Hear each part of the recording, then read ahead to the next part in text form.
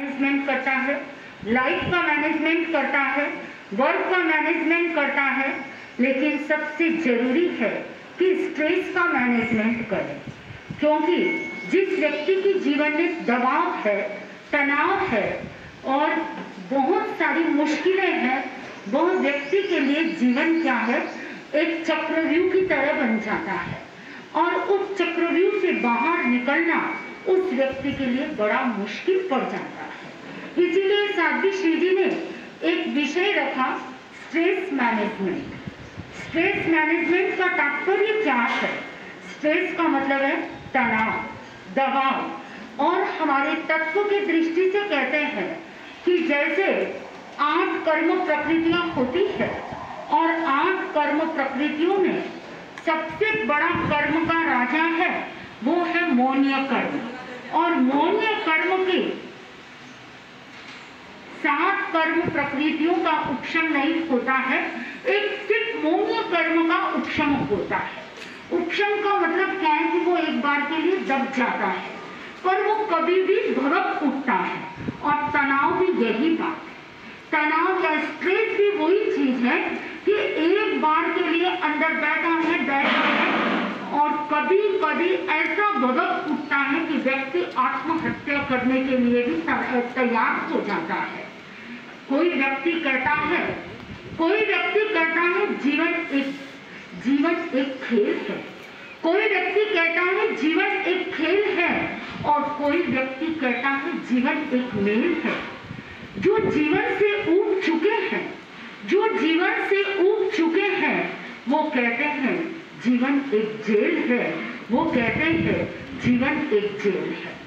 जब व्यक्ति के सामने कोई समस्या आती है और उसका मैनेजमेंट नहीं कर सकता है तो उसके लिए जिंदगी एक जेल बन जाती है, कोई सहारा नहीं मिलता है और आत्महत्या के सिवा उसको कुछ भी दिखाई नहीं देता है।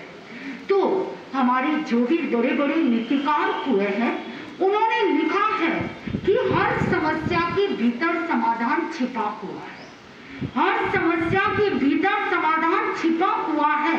और वो समाधान कैसे? जैसे कि स्ट्रेस एक वर्ड है आप लोगों के सामने, स्ट्रेस का मतलब क्या है? इसका इंग्लिश अल्फाबेट क्या होगा? बोलो। स्ट्रेस की उसका स्पेलिंग क्या है? इसकी स्पेलिंग क्या है इंग्लिश की?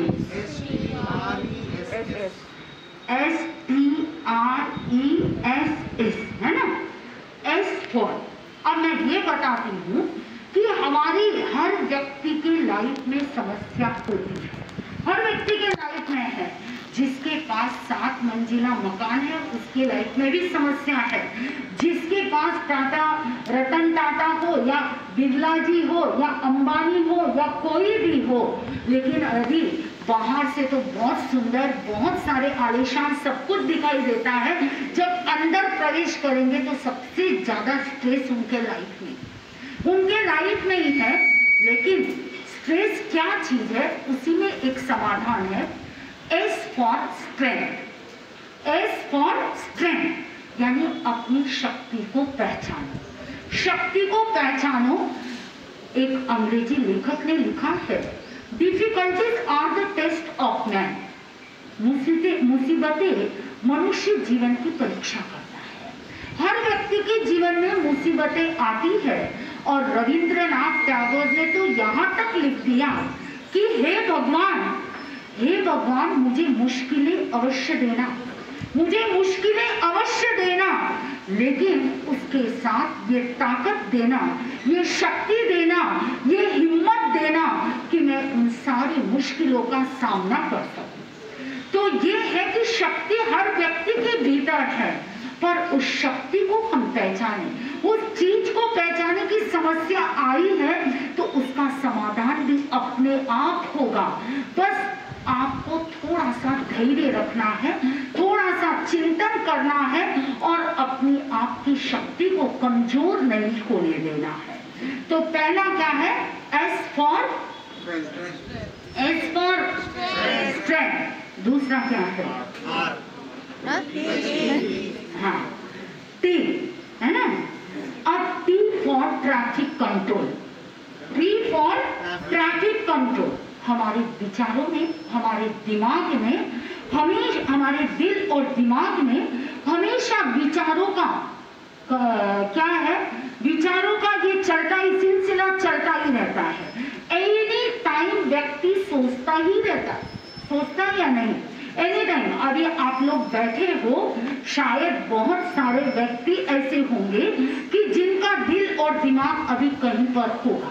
बस आप एक स्टेचू की तरह मेरे सामने देख रहे हो, मैं बोल रही हूँ, वो सुन रहे हो, पर क्या बोल रहे हैं वो नहीं, आपका दिमाग अभी कहीं दूसरी जगह है, कोई दूसरी जगह, क्योंकि हमारे विचारों की तरंग चलती रहती है।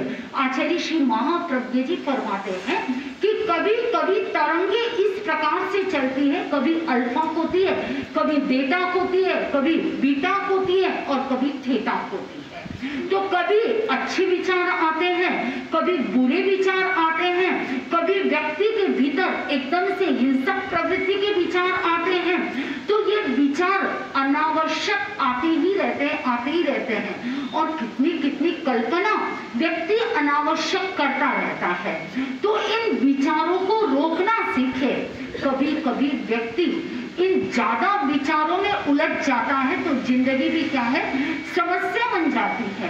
तो अपने विचारों को विश्राम कैसा देना है, आचार्य श्री महाप्रज्ञ जी एक एग्जाम्पल फरमाया करते थे, आप लोग सभी ने सुना होगा, पर मुझे वो बहुत अच्छा लगता है कि व्यक्ति अनावश्यक चिंतन बहुत ज्यादा करता है। जैसे एक माता पिता में झगड़ा हो गया, पति पत्नी में बहुत ज्यादा झगड़ा हो गया। जब पड़ोस के व्यक्ति आए और पूछने लगे कि क्या बात है, आपस में इतना झगड़ा क्यों कर रहे हो, तब पत्नी ने कहा कि और कुछ नहीं बात, मैं इतना सा इनको बोल रही हूँ कि मैं अपने बेटे को डॉक्टर बनाऊंगी, मैं अपने बेटे को डॉक्टर बनाऊंगी, क्योंकि मैं हमेशा बीमार रहती हूँ, न जाने इस बीमारी में मुझे कितने पैसे खर्च करने पड़ते हैं। तो मेरी इच्छा है कि मैं अपने बेटे को क्या बनाऊंगी, डॉक्टर बनाऊंगी। तब बाप ने कहा कि मेरी इच्छा है कि मैं अपने बेटे को वकील बनाना चाहती हूँ, क्योंकि मेरा बहुत बड़ा व्यापार है, बहुत बड़ा बिजनेस है और उसमें बार बार वकीलों के पास जाना पड़ता है, फाइलें लेकर के जाना पड़ता है। तो ये अभी तो जीएसटी हो गई और सीए के लोगों की ज्यादा मांग हो गई है। पहले वकील का अपना मायना रहता था तो वकील बनाऊंगा। तब समझदार व्यक्ति था, आपस में झकझोर चल रही थी, तब समझदार व्यक्ति ने कहा कि एकदम ठीक है, इन्होंने कह दिया कि डॉक्टर बनाना है और आपने कह दिया कि वकील बनाना है, लेकिन वो बच्चा कहाँ है, उससे पूछिए कि वो क्या बनना चाहता है। तब दोनों माँ बाप ने सडनली कहा कि अभी बच्चा तो जन्म लिया ही, अब आप चिंतन करें कि व्यक्ति कितना सोचता है, अनावश्यक चिंतन। अभी तो बच्चा जन्म ही नहीं लिया और उससे पहले इतना चिंतन, तो ये क्या, ये हमारे भीतर तनाव पैदा करने वाला है। तीसरा आता है, पहला क्या था, S फॉर स्ट्रेंथ, दूसरा T फॉर ट्रैफिक कंट्रोल, तो R फॉर रीडिजाइन का मतलब अनाग्रह की व्यक्ति जहाँ बहुत ज्यादा आग्रह होता है तो वहाँ तनातनी हो जाती है। यदि एक उधर खड़ा है और एक इधर खड़ा है, उधर से भी रस्सी खींच रहा है और इधर से भी रस्सी खींच रहा है, तो रस्सी क्या होगी, टूट जाएगी। और व्यक्ति यदि ढीला छोड़ दे, एक भी व्यक्ति ढीला छोड़ देता है तो क्या होगा, रस्सी सुरक्षित रह जाएगी। तो बस यही है, भगवान महावीर का भी यही सिद्धांत है कि हम अनाग्रह से बचें, अनेकांत की दृष्टि को अपनाएं। अपना आग्रह हर जगह पर अपना आग्रह रखना अच्छी बात नहीं है। जहां भी आप अपना आग्रह ज्यादा करोगे तो वहां आपका ईगो प्रॉब्लम भी बढ़ता जाएगा, स्ट्रेस प्रॉब्लम भी बढ़ता जाएगा और अंदर साइकोसोमेटिक बीमारियां भी बढ़ती जाएगी। और जो व्यक्ति यदि अपने आप अनाग्रह की वृत्ति को अपनाएगा तो वो हर जगह सुख को प्राप्त होगा। ठीक ठीक है, ये भी कहे तो ठीक और वो भी कहे तो ठीक, मुझे क्या करना है। मुझे कहा कि तीसरी मंजिल चलना है, मैंने कहा मुझे कोई दिक्कत है नहीं, मैं चल सकती हूँ। मुझे कहा नीचे रुकना है, हमने कहा मुझे दिक्कत है नहीं, मैं नीचे भी रुक सकती हूँ। अनावश्यक चिंतन मैं क्यों करूँ, मैं क्यों करूँ, मुझे चढ़ना है नहीं और मुझे उतरना नहीं है, जहाँ जाना है वहाँ मैं रेडी हूँ। तो जो करने वाले, चिंता करने वाले बड़े बैठे हैं। एक छोटे साध्वी जी के पास एक लेडीज आई जो एक्यूप्रेंचर का काम करती है। जब एक्यूप्रेंचर का काम करती है तो वो सबसे पहले चारों सखियों को एक लेक्चर दे रही थी कि महाराज ये सारी बीमारियां जो होती है वो किस लिए होती है। तो उसने कहा कि सबसे ज्यादा है कि स्ट्रेस, व्यक्ति क्या है कि अनावश्यक अपने ऊपर ज्यादा ओढ़ लेते हैं। जब सास ससुर घर में बैठे हैं तो दोनों को चिंता करने की क्या जरूरत। बेटे को यदि पिताजी है और बेटा अनावश्यक चिंता करता है तो वो क्या होगा कि स्ट्रेस बढ़ने वाला ही है। हम भी है, बड़े महाराज हैं और हम अनावश्यक चिंता करते जाए तो अपनी साधना में भी विघ्न। जब भी माला फेरने बैठेंगे वो ट्रैफिक चालू हो जाएगा, वो आग्रह चालू हो जाएगा, नहीं मैंने तो ऐसा कहा था और इन्होंने ऐसा कर लिया, ऐसा क्यों किया। तो ये सारी वृत्तियां पनपेगी तो अपने आप व्यक्ति के भीतर दबाव और तनाव बढ़ता जाएगा। चौथा है कि E for erase. E for erase अर्थात हम मिटाना सीखें। हमारे भीतर जो भी गलत वृत्तियां हैं, जो भी गलत चीजें हैं, उनका क्या है करेक्शन करते जाए। हमारे भीतर यदि क्रिटिसाइज की प्रवृत्ति है, किसी के कंप्लेन करने की प्रवृत्ति है, तो उन सारी प्रवृत्तियों को क्या है आप इरेज करना सीखें। एक पेंसिल होती है और पेंसिल से यदि आप लिखते हैं तो रबर से क्या करते हो बच्चों, इरेज कर देते हो, मिटा सकते हो। लेकिन यदि पेन से लिख दिया तो क्या होगा, मिटाना बड़ा मुश्किल है। आजकल तो वैसे भी पेन आ गई है कि उससे मिटा सकते हैं, लेकिन उसका निशाना रह जाता है, कभी कभी उससे पन्ना भी फट जाता है। पर यदि आपने पेंसिल से लिख दिया और पेंसिल से लिखने के बाद यदि इरेजर का उपयोग करते हो तो अच्छी तरह से मिटाया जा सकता है।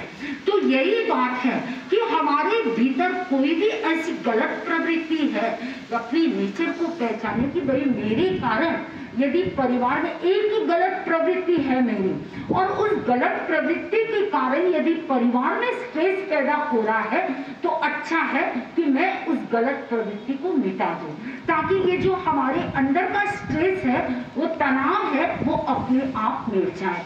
तो चौथा हमारा है ई फॉर इरेज, कि हम अपनी वृत्तियों को, हम अपनी कामनाओं को, हम अपनी इच्छाओं को मिटाने की कोशिश करें। और पांचवा है S for share. S for share, share का मतलब क्या है, शेयर मार्केट में अभी कल परसों रुके हुए थे, थोड़ा वो घूम रहे थे, मैंने कहा कि क्या बात है आज इतने चक्कर आप कैसे लगा रहे हो, क्या आज मार्केट आपको दुकान जाना नहीं, ऑफिस में जाना नहीं। महाराज क्या जाए ऑफिस, अभी शेयर मार्केट बहुत कुछ डाउन आ गया है। अभी तो बाजार का हालत ये इतना खराब हो गया है कि लेने वाला कोई नहीं और माल बिक नहीं रहा है और मार्केट इतना डाउन चल रहा है। तो मैंने कहा कि सोना तो बहुत हाई लेवल पर चल रहा है, तो महाराज सोना चलने से क्या होगा, कौन लेगा, जिसके पास पैसे हैं वो ले ले और जिनको बहुत जरूरत है वो ले ले।